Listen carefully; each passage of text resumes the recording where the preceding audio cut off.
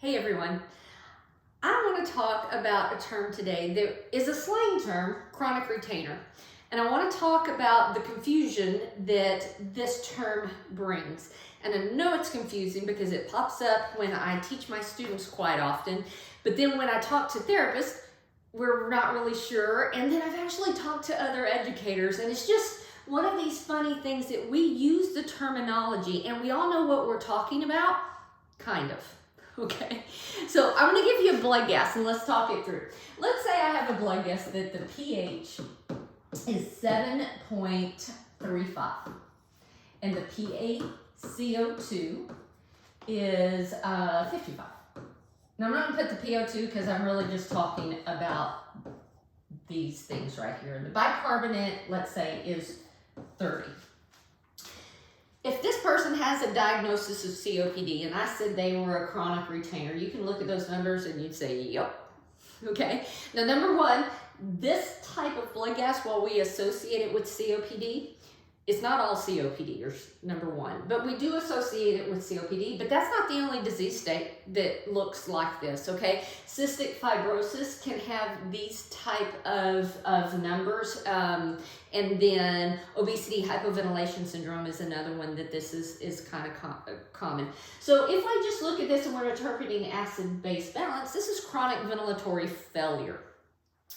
If you're a student and you're just learning ABG interpretations, this is a fully compensated respiratory acidosis, okay? But in clinical practice, we start doing this, and it even comes in when I teach. I say it all the time. It's like, yeah, this person is a chronic retainer. Here's the question. When I say a chronic retainer of what? Okay? Because see, both this CO2 is elevated and this bicarbonate is elevated. Okay, so here's the answer. What's going on here is that this CO2 gradually over time starts elevating. And as a result, to stabilize the pH, the body starts, or the kidneys start hanging on or keeping bicarbonate. We use the term retaining bicarbonate, and this is where the confusion comes in. Okay, so this term really does mean chronic CO2 retention, okay? The person's elevated CO2 all the time. We know it's a chronic condition because the bicarb is also elevated to stabilize the pH. But what we're talking about when we say chronic retention is the chronic retention of CO2. Okay, here's how I know this is true. You go to Egan's, 13th edition of Egan's, right? It's the most commonly used, well, it's the most recent version of Egan's.